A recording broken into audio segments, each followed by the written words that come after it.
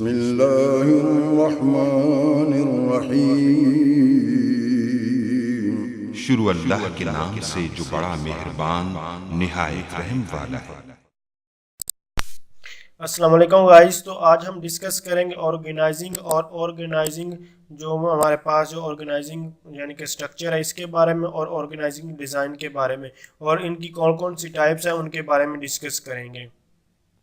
तो आज हमारे टॉपिक का नाम basically organising structure and design है। तो सबसे पहले ऑर्गेनाइजेशन क्या होती है, उसके बाद ऑर्गेनाइजेशन यानी कि ऑर्गेनाइजिंग क्या होती है, ऑर्गेनाइजेशन स्ट्रक्चर क्या, ऑर्गेनाइजेशन डिज़ाइन क्या होता है। तो इन तीनों में थोड़ा बेसिक बहुत ही रेयर का फ़र्क है और मैं तीनों में बेसिक जो आपको डिफरेंस बताऊंगा।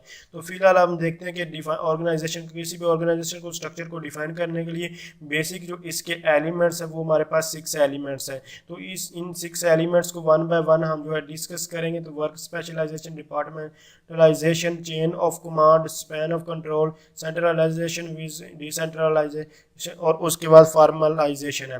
तो इन सब के बारे में हम वन बाय वन जो है डिस्कस करेंगे। तो आप इनको अगर याद करना चाहें तो इस तरह भी कर सकते हैं, यानी कि अगर आप इसको WCD और FSC तो आपने चूंकि FSC की हुई है इस हिसाब से आप इसको याद रख सकते हैं।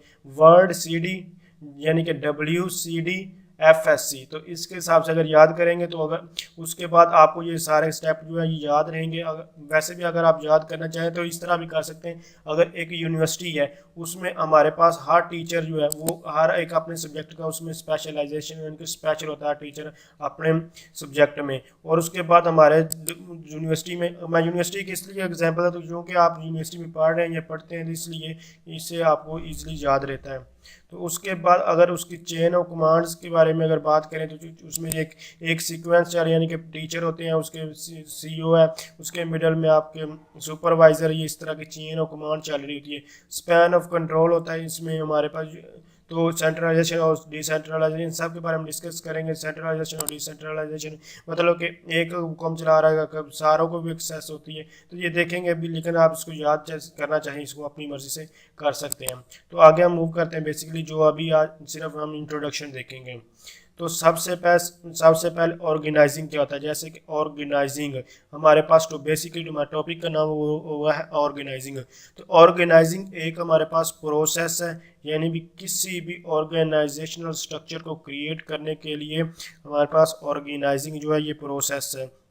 अब ये हमारे पास प्रोसेस जो है इसके बहुत सारे जो है पर्पस हो सकते हैं, डिफरेंट पर्पस मकसद होते हैं ऑर्गेनाइजेशन यानी कि ऑर्गेनाइजेशन के। तो ऑर्गेनाइजेशन आप हर ऑर्गेनाइजेशन यानी कि ऑर्गेनाइजिंग है, यानी कि किसी भी चीज़ को ऑर्गेनाइज करना सबसे पहला चीज़ होती है। कोई भी दुनिया में चीज़ देखेंगे उसको ऑर्गेनाइज वे से ही लिखा जाता है, देखा जाता है, सब कुछ उस पर जो है वो किया जाता है। क्योंकि अगर कोई चीज़ ऑर्गेनाइज ही नहीं होगी तो वो आप एफिशिएंटली उस पर वर्क नहीं कर पाए। जैसे कि अगर आप एक लाइब्रेरी के एग्जाम्पल हो तो लाइब्रेरी में क्या होता है कि बुक्स डिफरेंट बुक्स होती हैं। अगर आप इस्लामिक बुक्स पढ़ना चाहते तो आपको एक डिपार्टमेंट यानी कि एक जगह से लहदा से मिलेंगे, और अगर आप साइंस के रिलेटेड कोई बुक्स पढ़ें तो आपको वो लहदा से मिलेंगे। अगर आप कंप्यूटर के रिलेटेड बुक्स पढ़ना चाहते हो आपको एक लहदा से एक सीक्वेंस है, आपको फ़ौरन पता चले वहाँ बुक वो पढ़िए, आप फ़ौरन जाकर उठा लेंगे। अगर वो बिखरी हुई पढ़ेंगे तो आपको समझ नहीं लगे कि यहाँ कहाँ किधर कौन सी चीज़ है। इस तरह आप मुख्तलिफ हर जगह की किसी भी लोगों का साथ कोई भी आप किसी भी चीज़ की एग्जांपल ऐसे सिर्फ आपको अंडरस्टैंड होना चाहिए।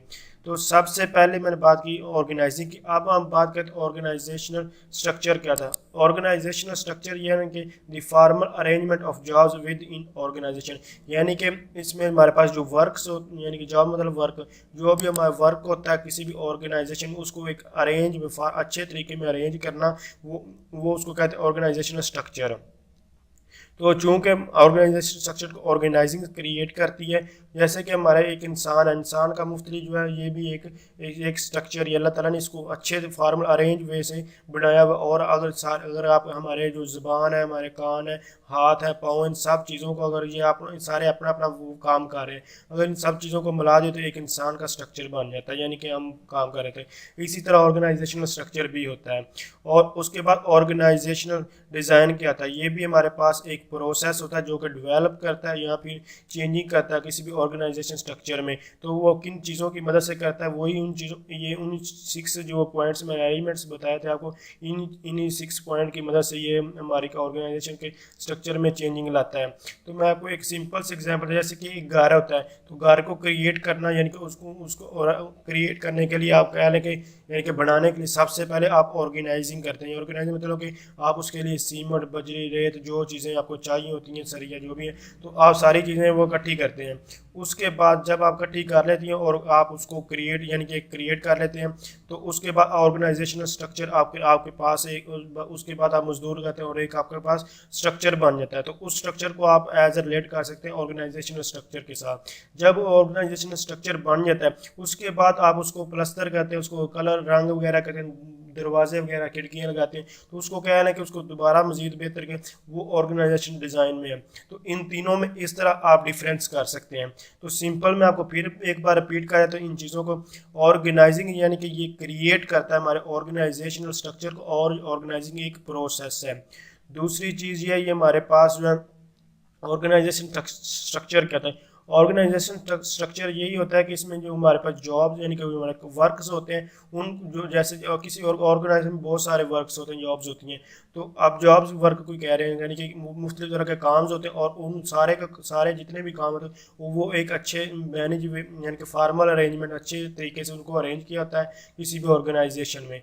अब ये हमारे पास हो चुका है ऑर्गेनाइजेशन स्ट्रक्चर।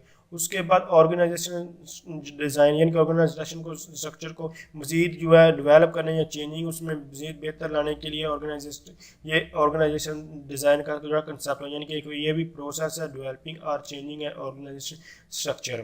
तो इस तरह ये हमारे पास मुख्तलिफ इन तीनों में मेन डिफरेंस था। तो मज़ीद हम वन बाय वन इनके बारे में डिस्कस करेंगे। तो थैंक्स फॉर वॉचिंग, अल्लाह हाफिज़।